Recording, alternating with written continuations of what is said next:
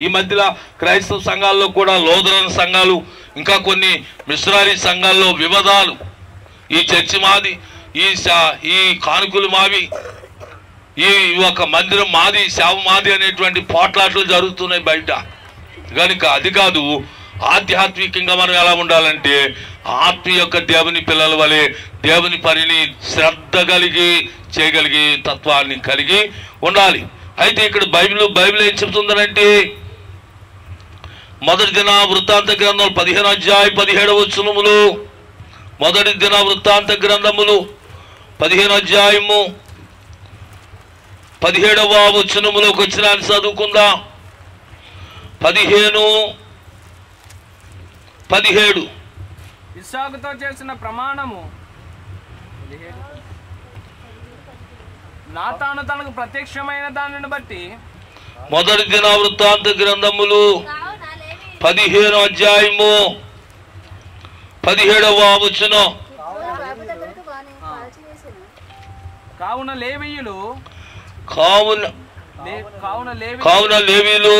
యావేలు కుమారుడైన హేమానును వారి బంధువులు బెరాక్యా కుమారుడైన ఆసాపును తన బంధువుల్లో మెరారీలలో కూషాయులు కుమారులలో నేను యోతానును వీళ్ళ రెండవ వరుసగానున్న తమ బంధువులైన జకరియా బేలును యహాజీయులను షెమీరామోతు మెహియలు ఉన్ని ఏలియాబును బెనాయా. గమనించండి, ఇటువంటి వారిని దేవుడు తన సేవా పరిచర్యల్లో, దేవుని ఆరాధనల్లో, పాటలలో వంతు ప్రకారంగా చాలా శ్రద్ధ 255 మంది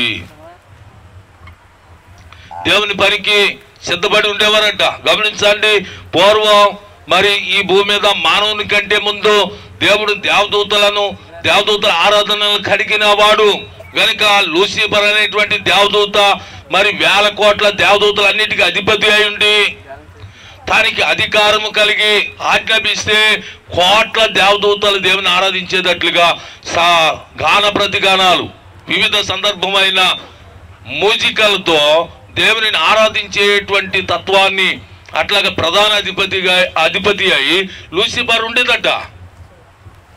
ఎంతో సుందరమైన గాన ప్రతిగానాలతో దేవుని ఆరాధించేవారట దేవదూతలు. అటువంటి పరిచర్య చేస్తున్న లూసిఫర్కి ఏమైందనంటే ఒక దినాన గర్వం వచ్చి ఆ స్థానం నుండి పడిపోయిందనమాట. గమనించండి, ఆ విధంగానే ఇక్కడ కొందరు వ్యక్తులను మనం చూస్తున్నాం. ఎవరు వాళ్ళు అనంటే ఈ 17వ వచనములో హేమాన్ అనేటువంటి వ్యక్తిని మనం చూస్తూ ఉన్నాం. మరొక వచనంలో మొదటి దిన వృత్తాంతములు 16:41 ఒక వచనాన్ని చదువుకుందాం. యెహోవా కృప నిత్యముండునని ఆయన స్తుతి చేయుడికై వీరితో కూడా హేమానును యెదూతును, గమనించండి, పేళ్ల వరుసను ఉదాహరింపబడిన మరికొందరిని నియమించను. ఎవరు? హేమానును యెదూతును దేవుడు అక్కడ ఎన్నుకున్నాడు అనమాట. ఇక్కడ దేవుని ఆరాధించడానికి, శ్రద్ధ కలిగి దేవుని ఆరాధించడానికి ఒక ప్రత్యేకమైన ఆసక్తి కలిగిన వ్యక్తులుగా వాళ్ళు ఉన్నారు. ఎందుకంటే దేవుడు ఇష్టపడుతున్నాడు దేవుని ఆరాధించడానికి. సమూయేలు దేవుని ఆరాధించే విషయంలో ఎంతో శ్రద్ధ తీసుకున్నాడు కనుక ఏలీ ఒక కుమారుల కంటే దేవుడు ఎవరిని ఇష్టపడ్డాడంటే సమూయేలుని ఇష్టపడ్డాడు. గమనించండి, మనకి దేవుని పట్ల శ్రద్ధ ఉండాలి, దేవుని ఆరాధించేటువంటి తత్వంలో శ్రద్ధ ఉండాలి, ప్రార్థనలో పట్టుదల ఉండాలి, శ్రద్ధ ఉండాలి, ఇసుక ఉండకూడదు, కోపం ఉండకూడదు. క్రైస్తవులు ఏముండాలంటే ప్రేమ ఆనందం కలిగి ఉండాలన్నమాట. అందుచేత ఇక్కడ బైబిల్లోకి వచ్చిన చదువుకుందాం.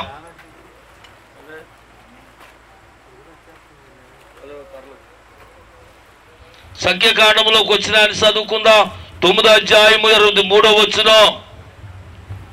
సంఖ్యాకాండము 9వ అధ్యాయము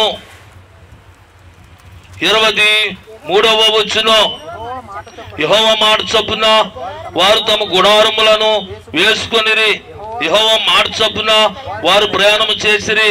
మోషే ద్వారా యెహోవా మాట చొప్పున చెప్పిన మాటను బట్టి యెహోవా ఆజ్ఞ అనుసరించిరి. గమనించండి, ఎందుకంటే ఇశ్రాయేలు యొక్క ప్రజలు వాళ్ళు ఐగుప్తు దేశం నుండి వాళ్ళు వచ్చిన తర్వాత వాళ్ళు అంత క్రమాన్ని కలిగి ఉన్నారని అంటే దేవుడు చెప్పేటువంటి మాట మీద ఆధారపడ్డారనమాట. రేపు పొద్దున్న ప్రయాణం ఉంటుందేమో అని మోసి చెప్పాడు అనుకోండి, రేపు మేఘస్తంభం కదిలితేనే వాళ్ళు ప్రయాణం చేయాలి. మనమైతే ఏం చేస్తాం ఆ స్థలంలో? రేపు పొద్దున్న దారి టైట్ అయిపోతామో, మనం రాత్రు ముందుకెళ్ళిపోతాం అని చేత మనకు ఒడిదుడుకులు ఉండవని చెప్పి సొంత నిర్ణయాలు తీసుకుని చెప్పబెట్టుకుంటూ వెళ్ళిపోతాం అను కదా. కనుక ఇక్కడ బైబిల్ ఏం చెప్తుందనంటే దేవుని యొక్క ఆలోచన ప్రకారంగా దేవుడు మాట చొప్పున దేవుడు కదిలితేనే ఆ ఒక మేఘస్తంభం ముందుకు సాగితేనే దేవుడు నడవండి అని చెబితేనే ఇశ్రాయేలు ముందుకు కదిలేవారట, లేకపోతే వాళ్ళు కదిలేవారు కాదట. అందుచేత దేవుడి మీద ఎంత ఆసక్తిగా ఇశ్రాయేలు యొక్క ప్రజలు ఉన్నారు. ఎవరో అబ్బాయి మీతో మాకు పని లేదు, మాకు లేట్ అయిపోతుంది, మేము వెళ్ళిపోవాలి, ఇక్కడ ఇబ్బంది అవుతుంది, అక్కడ మంచినీళ్ళు లేకపోతే మనం అయితే ఉంటామా అంటే? ఎప్పుడు ఇదే ఆహారం మీతో మేము ఉంటామా? వెళ్ళిపోతాం మనం అయితే. కానీ ఇశ్రాయేలు యొక్క ప్రజలు దేవుని ఆలోచనకు కట్టుబడి ఉన్నారన్నమాట. సొంత నిర్ణయాలు ఏమీ తీసుకోలేదన్నమాట. అందుచేత దేవుని ఆలోచన ప్రకారంగా నోవాహు ఏ విధంగా దేవుడు ఆలోచన ప్రకారంగా వాడు నిర్మాణం చేశాడో, ఆ విధంగానే అబ్రహాము దేవుని ఆలోచన ప్రకారంగా ఏ విధంగా ప్రయాణం చేశాడో, ఆ విధంగానే బెసలేలు అనేటువంటి వ్యక్తి, అహోలియాబు అనేటువంటి వ్యక్తి దేవుని యొక్క ఆలోచన ప్రకారంగా ఎలా శ్రద్ధ తీసుకుని దేవుని పని కొరకు దివారాత్రులు ఎలా పని చేశారో ఆ విధమైన పని ఆలోచనతో ఉండాలన్నమాట. మనకి దేవుడు ఇచ్చిన మన పని ఎంతో పని ఇచ్చాడు. దేవుడు ప్రార్థన చేయమన్నాడు. దేవుడు నాకు పని లేదు కదా అనుకో అక్కర్లేదు, దివారాత్రులను ప్రార్థన చేసే పని దేవుడు నీకు ఇచ్చాడా లేదా? నేను అడగనంటే ఏమీ లేదు అండి, నాకు తెలియదంటే ఓ మాటతో పోతుంది. కానీ అలా కాదు, ఏం చేయాలంటే మనం దేవుని యొక్క సంఘం కొరకు దేవుని యొక్క ప్రణాళిక కొరకు మనం ముందుకి సాగాలి. అందుచేత యెహోషువ గ్రంథములు 11వ అధ్యాయము 15వ వచనంలోకి వచ్చిన అని చదువుకుందా. యెహోషువ గ్రంథము 11వ అధ్యాయము 15వ వచనములోకి వచ్చిన అని చదువుకుందా. 11:15 యెహోవా తన సేవకుడైన మోషేకు ఆజ్ఞాపించినట్లు దేవుడు మోషే యెహోషువకు ఆజ్ఞాపించాను. యెహోషువ అలాగనే చేశాను. యెహోవా మోషేకు ఆజ్ఞాపించిన వాటన్నిటిలో నొకటయు అతడు చేయక విడవలేదు. గమనించండి, సేవకుడు చెప్పిన పని చేయాలి. మోషే దేవుడు చెప్పినప్పుడు ఎలా అయితే చేశాడో, మోషే చెప్పినట్లు యెహోషువ ఎలా చేశాడో, యెహోషువ దేవుని విషయంలో కానీ మోషే తన సేవకుడుగా ఉన్న కాలంలో కానీ దేవుడు ఆజ్ఞాపించిన విధముగా మోషే చెప్పినవన్నీ కూడా యెహోషువ అలాగా ఏది కూడా విడవకుండా చేశాడు అన్నమాట. మనమైతే ఏమంటాం అంటే, రేపు పొద్దున వస్తామండి పాస్టర్ గారు, ధర్మాల ప్రార్థన ఉందమ్మా, రేపు పొద్దున వస్తానండి పాస్టర్ గారు అని అంటారు. తర్వాత నేను మర్చిపోయానండి పాస్టర్ గారు, చెప్పకుండా వెళ్ళిపోయారేంటి అని అంటారు మళ్ళీ. గమనించండి, ఆసక్తి కలిగి ఉండాలి. ఆధ్యాత్మికతలో, దేవుని యొక్క ఉద్దేశములో, దేవుని యొక్క ప్రణాళికలో మనం ఏం కలిగి ఉండాలంటే దేవుడు చెప్పినది అంతా కూడా పూర్తి చేసేవారుగా ఉండాలి. దేవుడు మనకి ఏం చెప్పాడు అని అంటే త్వరగా సిద్ధపడమంటున్నాడు. మన కుటుంబాలు సిద్ధపడాలి. పిల్లలు సిద్ధపడలేదేమో, భర్త సిద్ధపడలేదేమో, కుటుంబ పరంగా దేవుని ఆరాధించడానికి కుటుంబాన్ని వంగదీయాలి మనం. ఎందుకంటే స్త్రీలకి దేవుడు ఎంతో శ్రద్ధ ఓర్పునిస్తాడు. స్త్రీలు ఉదయం మొదలుకొని రాత్రులు 10 గంటల వరకు వారు ఏం చేస్తారంటే ఎప్పుడు పని చేస్తూనే ఉంటారనమాట. కనుక రక్షణ విషయంలో కూడా ఒక పనిగా భావించి ఏం చేయాలంటే కుటుంబాన్ని అంతటినీ కూడా ప్రార్థనలోనికి ఏకీపించేలాగా చేయాలన్నమాట. అట్లా ప్రార్థనలోకి ఏకీపించేలా చేసినందువల్ల ఏం జరుగుతుందనంటే కుటుంబం అంతా రక్షింపబడతా. దేవుని ఉద్దేశంలో, దేవుని యొక్క ప్రణాళికలో మనలో దేవుని పిల్లలు ఎలా ఉండాలంటే పిసరారితనంగా ఉండుగా, ధారాళంగా ఉండాలి. ధారాళంగా మనం ఉంటే దేవుడు మనకి ఇస్తాడన్నమాట. పాస్టర్ గారు ఎప్పుడు చెప్పినా ఇమ్మని అడుగుతాడు, ఆయన పట్టుకుపోతానికేమో అని అనుకుంటా. కనుక చాలా సందర్భాల్లో ఇచ్చేవారిని చూసి అసూయ పడకూడదు. మనం కూడా ఇచ్చేవారుగా ఉంటే దేవుడు ఏం చేస్తాడంటే దేవుడు మనకి ఇస్తాడు అనమాట. దీవెన ఎక్కడి నుంచి రావాలి?